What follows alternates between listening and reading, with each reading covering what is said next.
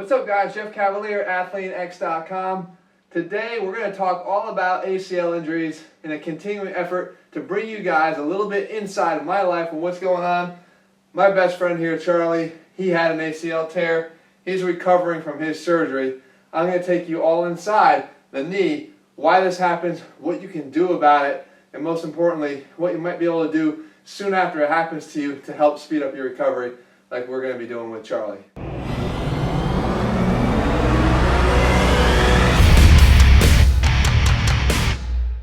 Alright guys, so my best workout lately has been carrying this guy around, all 80 pounds of him, because he tore his ACL. I know how debilitating this injury can be, especially if you're an athlete out there, but don't worry, you're in good company, because it's not just Charlie that's got this going on. It's one of the most popular injuries that you can possibly get orthopedically, so learning how to deal with it, especially if you're watching this having dealt with this injury in the past, is going to be helpful. Alright, so Charlie, I'm going to put you down for 1 second, big boy. He's already fallen asleep in my hands. The most important thing about our knee is it's impacted no matter what we do, every single step we take. If you're an athlete, you got a lot more than just steps you're taking. You're taking a lot of cuts, and you have to be agile. You have to be able to push and change direction.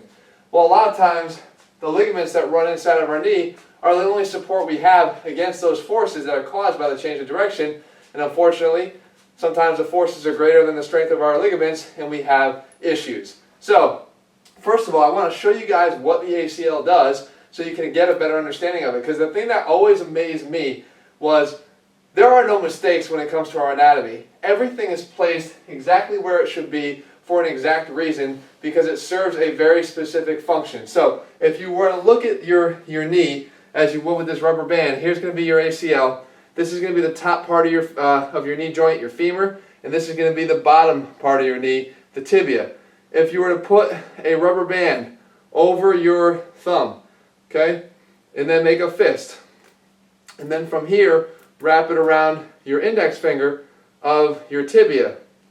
When I then put them together, we've now created a knee joint, right? It runs from the back side of the femur, okay, behind our knee in the upper part of our leg, and it runs and attaches across to the inside front of the tibia. So what happens is, we know first of all, if I try to pull the tibia forward on the upper bone in our thigh, the femur, it doesn't like that. We've got some resistance there. The ACL is trying to prevent that from happening. It also will prevent, this is one of the things that people don't realize, is the internal rotation of the knee.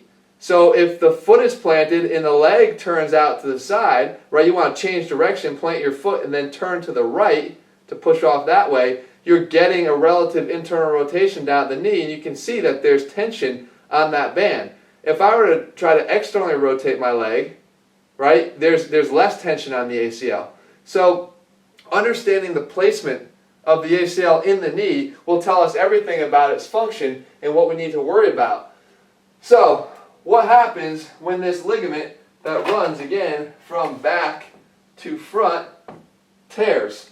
Well, we don't usually just get an ACL tear, as some of you guys out there can imagine. We also get damage to the medial collateral ligament. That usually winds up getting torn too in a very severe ACL injury, and we get damage to the meniscus that sit on top of the tibia here, because once we lose that control of internal rotation, we get a grinding of the two bones together. That's just going to basically grind and tear the surface. And my friend Charlie, he actually had a meniscus tear as well that had to be repaired.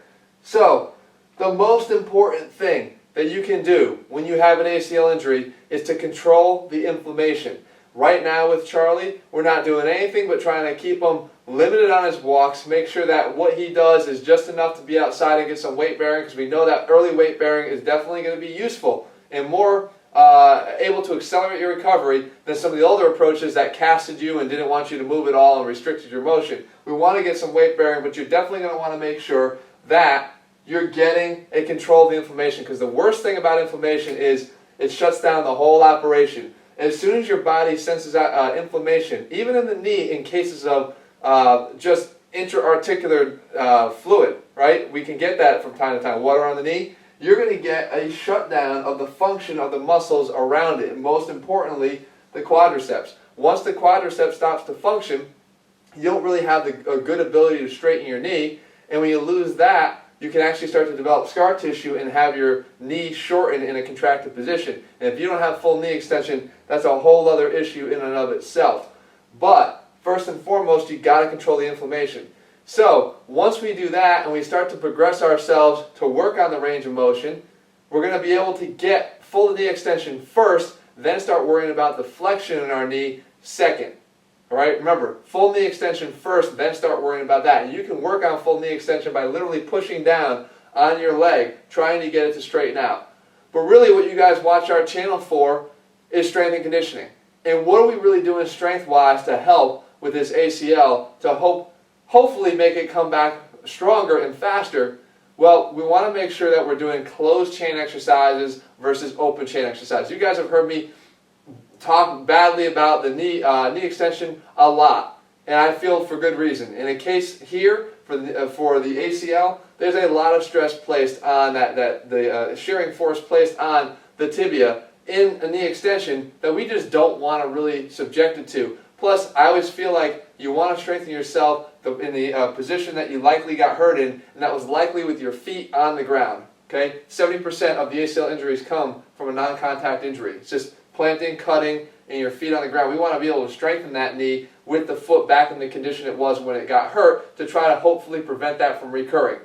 So I'm going to have you doing squats. And I think the best version of a squat that you can do is going to be a front squat. Because if we can put that center of gravity a little bit in front of our body by bringing that weight in front of us and having a more upright stance as opposed to a back squat where we're going to be sitting our hips backwards more, you're going to have a much less perceived stress by the ACL in that position, which would allow you to load up quicker, strengthen your quads, and return to action faster with a stronger, more functional leg than you might if you're focusing on back squat. So if you haven't torn your ACL, I hope you never do. We actually have a video on testing your intrinsic knee strength to see how well you might be fortified against a possible knee injury or ACL tear. You're going to want to watch that video. I'll post it here as well. So there you have it, guys. The ACL, what it is, how it functions, what you have to do if you hurt yours. And as Charlie can tell you, most of all, it's a bitch if you do. So you want to make sure you don't do it in the first place. Guys, if you want to look like an athlete, you got to train like an athlete.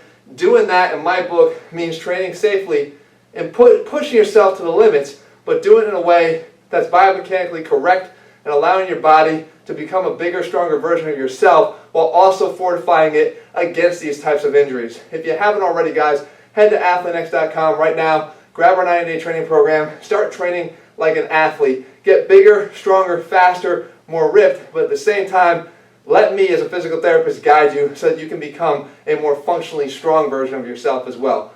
Alright guys, give Charlie a little bit of love. He's going to get better real soon. In the meantime, I'm getting one hell of a bicep workout holding this guy up and carrying him wherever he needs to be. But he's my best friend and I'll do whatever it takes. So I'll be back here in just a couple days. Whatever you guys like to see, leave it down in the comments below and I'll make a video for you. See you guys.